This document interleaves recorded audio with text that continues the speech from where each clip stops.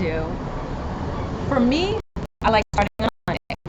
So we're going to go from a Monday to a Sunday. This is going to be a full week of really getting into ketosis, really doing it hardcore, and just doing it fully, okay? The one thing you have to know, there's a huge rule about this, okay?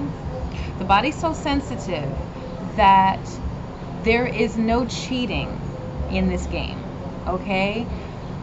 Cheating doesn't work. You cannot do it all the way live today and tomorrow eat a piece of bread or a chip or a cracker or anything that's on the do not eat list. You cannot do that, okay? Your body will not go into ketosis or will jump out of it, okay?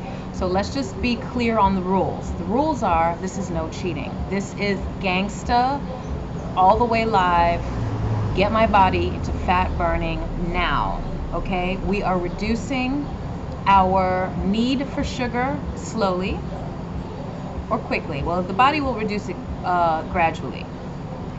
But we are going all the way with this program, and I recommend you start on a Monday. It really doesn't matter to me, but that's just what I do, and I just like, okay, Sunday I'm just gonna get it all out. Have your pizza, cake, cookies, whatever it is, and we're gonna go and then go shopping on Sunday and start Monday, okay?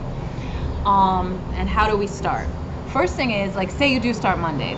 This makes it easy for me. So during the weekend, and it really depends on your household. So if you're sharing a house with family, or if you're on your own. If you're sharing a house with family, then you just have to put in your mind that these foods I'm not eating anymore, okay?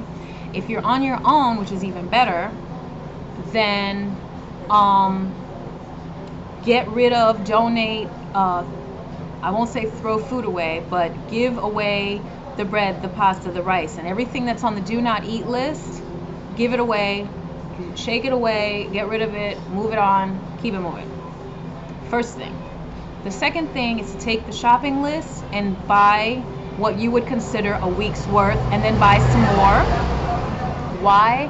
Because you might want to eat a little bit more than normal, because you're going to be in this transitionary stage, and it always happens when you're transitioning.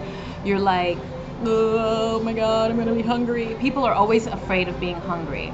You're actually not going to be hungrier, and you'll notice that in the first 2 to 3 days, because fat is so satisfying that you won't feel hungry at all. Your need to be eating is going to diminish very quickly, okay?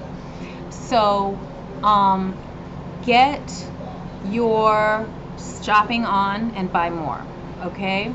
And this week we're not going to get any of the maybe list, okay? The maybe list is not going to be used this first week. Only the what you can and must eat, okay? And for those of you who are doing dairy, eggs, and meat, then that's all good. For those of you who are saying strict veggie, that's all good too. Just whatever's on this list, that's all you can have, okay? We're gonna move into recipes and how to making delicious, fatty, healthy foods shortly after this. So I just want to get you into how to start. Okay, these are some of the must-haves that I have always on my list, always in the fridge or around.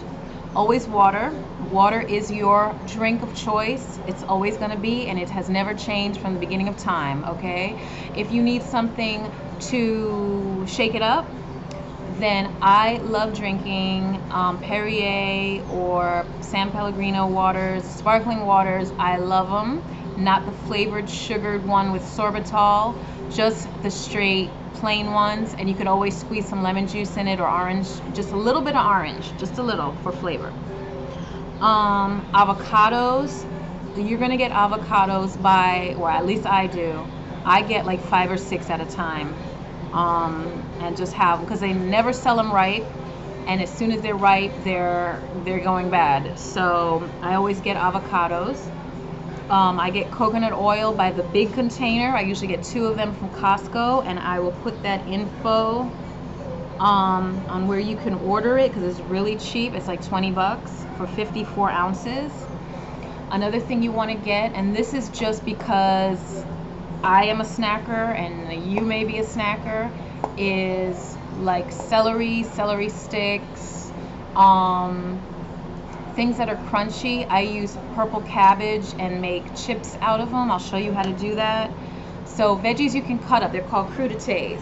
They're usually at like parties and stuff like that. Nuts and seeds that are on the list. So you can grab a handful. I usually get the frozen berries because I can't find fresh ones here. But if you're in an area where they have fresh berries, then get those, because those are better. And if you were on the dairy program, if you're going to do it that way, which is fine, this is up to you.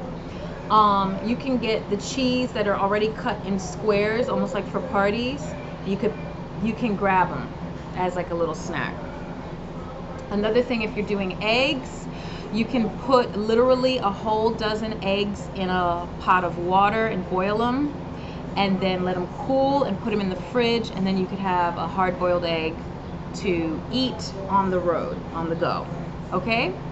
Another thing that this is not going to be part of the lifestyle. This is going to be transitionary because it's easy and it's really up to you. Is something that my son absolutely loves, Boca burgers. Now, some people have a thing about Boca burgers because they're processed or in a box, what have you. I agree, but I also realize that a lot of this is like, okay, let me catch it where I can, let me make this easy. We're going to be making food from scratch, and I'm going to be showing you how to make delicious vegetarian items, and I'll probably even do some fish recipes because I do that in my catering as well. I can cook anything. Boca burgers, the American Grill, only have 1 carb per burger. And so when you think of like a fast food and something tasty, you can just pop those in little tiny bit of oil, and I eat that with mustard. I do it, my son does it, and it's all good. Now, are we going to transition away from that? We may not transition away from it completely, but it will be smaller on our list than all the other things. But once again, we need quick and easy things that we can get through. And sometimes, I mean, if you want to call that cheating, that's cheating, okay? If you're not into soy and you're not into like packaged products, that's great, okay? It's just going to be more food preparation for you. So another thing that you're not going to have to worry about is counting calories. You're not going to have to count calories because everything you're going to eat is going to get you where you want to be, okay? And so honestly, when it comes to eating vegetables, you can't eat enough to put you in the 5,000 calorie per day mode. I am the gluttonous 800-pound person I saw on YouTube who's eating 20,000 calories a day. You can't do that eating vegetables, okay? Even if you pour and drink all your coconut oil, you're not going to do that, okay? All right, so no counting calories, but what you are going to do is you are going to count carbohydrates, okay? You're going to measure, or at least ballpark measure, what it is you are eating, and you are going to keep track of what you're consuming in the form of carbs strictly, okay? And per day, you cannot go over 30 grams this week, okay? 30 grams of carbs for the whole entire day. Make a note of it. You can use FitDay, Chronometer. You can put it on paper and look it up on nutritiondata.com. I'll write these things down for you so you can have it easily accessible. but you have to monitor the carbs. That is the whole trick of this whole thing. If you think that you're not going to be successful, if you think you're going to be successful without logging how much carbs you're eating, you're setting yourself up, okay? So this is something you have to do. And you know what I say to that? If you want to be mediocre, do mediocre things. Superheroes, and superheroes is my word for, superheroes is my word for people who strive for excellence, okay? The Beyoncés, the Venus Williams, the Michael Jacksons, the whomever are those people out there that have to sacrifice to make it happen and to get where you want to be. That is very much a part of being a superhero. So this is part of being a superhero, and part of being a superhero is counting how much carbs you are consuming. Later on in life, you don't have to count carbs because you kind of already know how much you're consuming. You can guess because you know what the carb count on a lot of things are, because you're going to start eating a lot of the same things.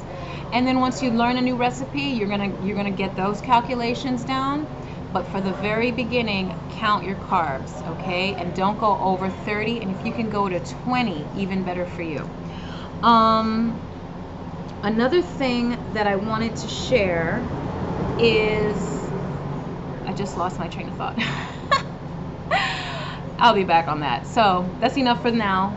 Let's get started and out.